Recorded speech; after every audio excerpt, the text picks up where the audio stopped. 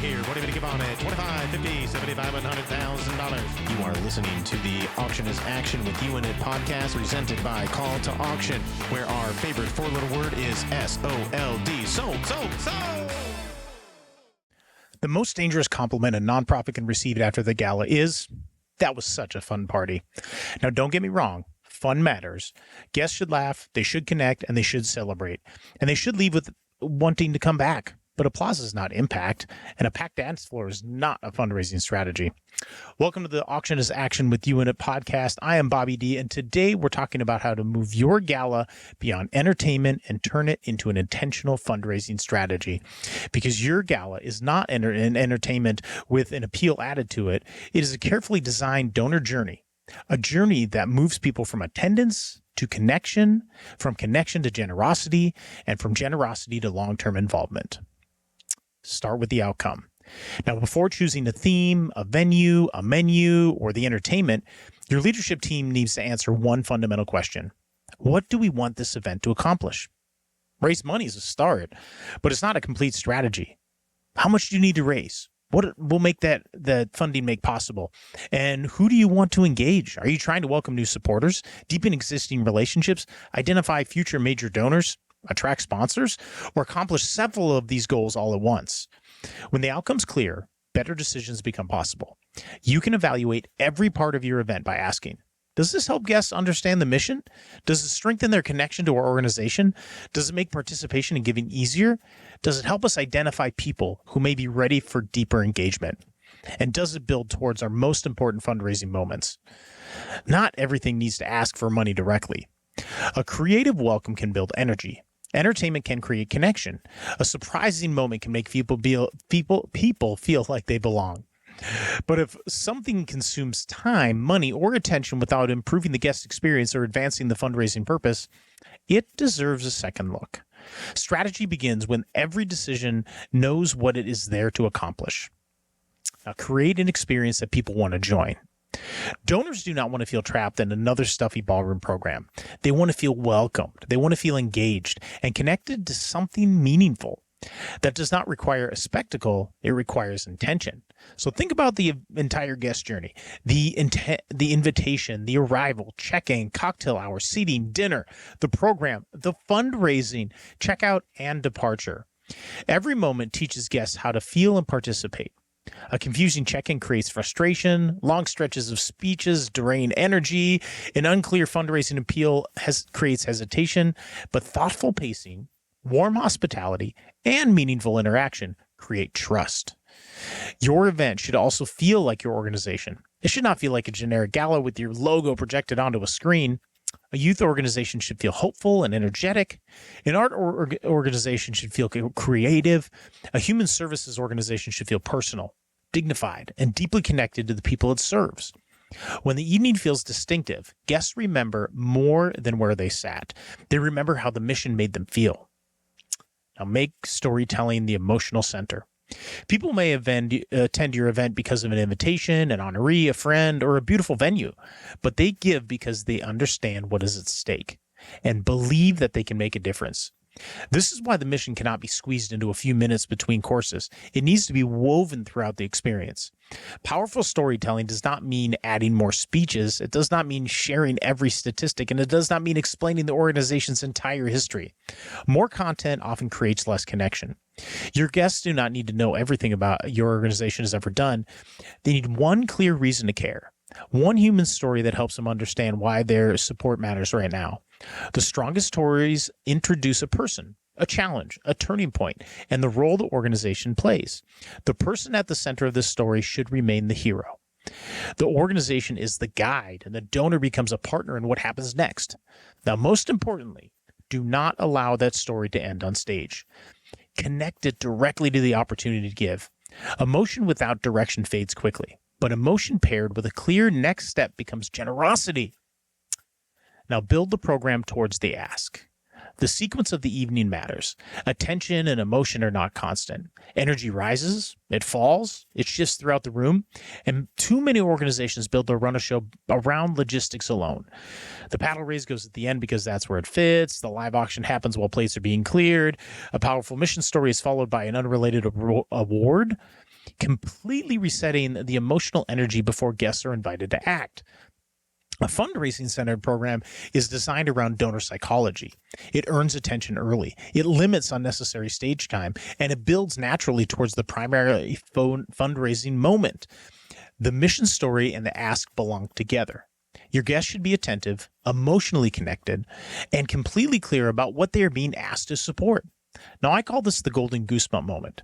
It's the moment where the room understands the need, feels the possibility, and is ready to act. But the moment cannot be manufactured by turning up the music or telling everyone to clap louder.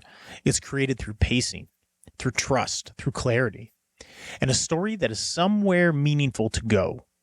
Do not bury your most important fundraising opportunities under an exhausted audience.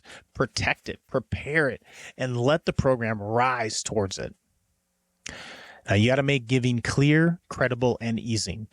Now, once guests are ready to act, the fundraising experience should remove uncertainty, not create it. Every giving opportunity should answer 3 questions. What am I supporting? What can my gift accomplish? And what can I do next? That applies to the live auction, the paddle race, raffles, revenue games, sponsorships, and direct gifts. Auction packages should be presented clearly and enthusiastically.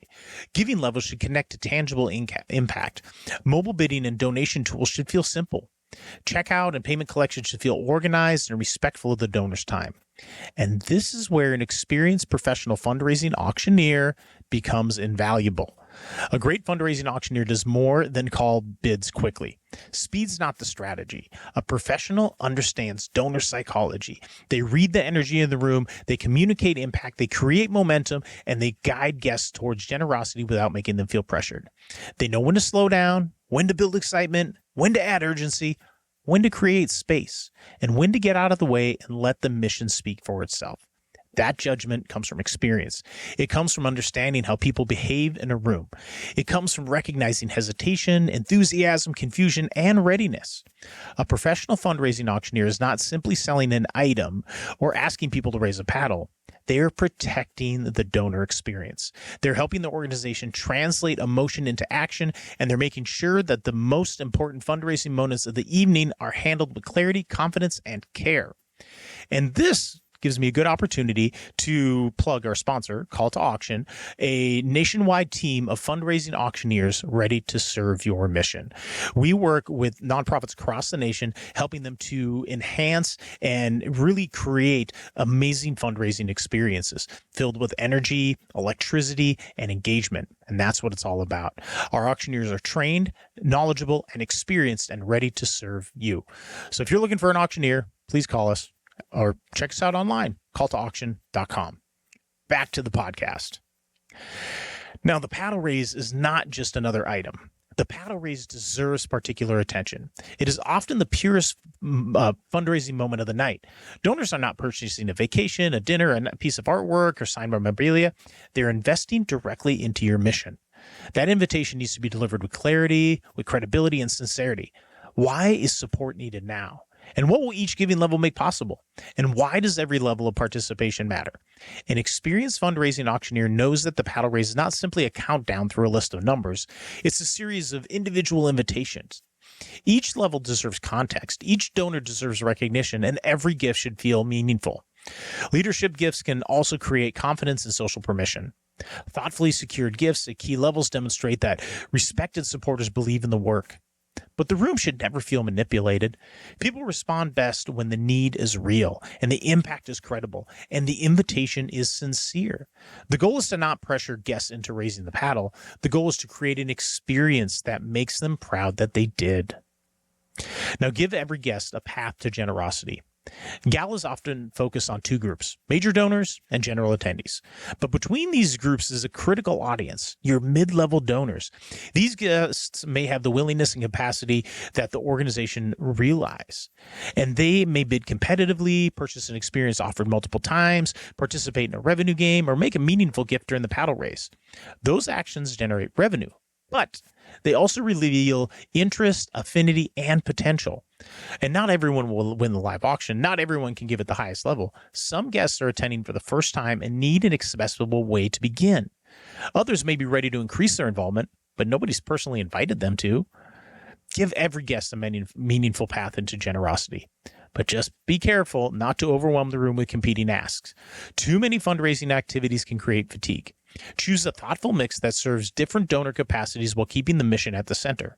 Your gala is not only a place to recognize donors you already know, it's one of the best rooms you will ever have for discovering who wants to come closer to your mission. Keep the energy alive after the event. And when the final total is announced and the ballroom lights come up, the fundraising strategy is not complete. In many ways, it's just beginning. Start with a prompt and a sincere thank you. Recognize donors, bidders, and sponsors, and volunteers, and speakers, and honorees, and guests in ways that reflect how they participated. A generic receipt's not stewardship.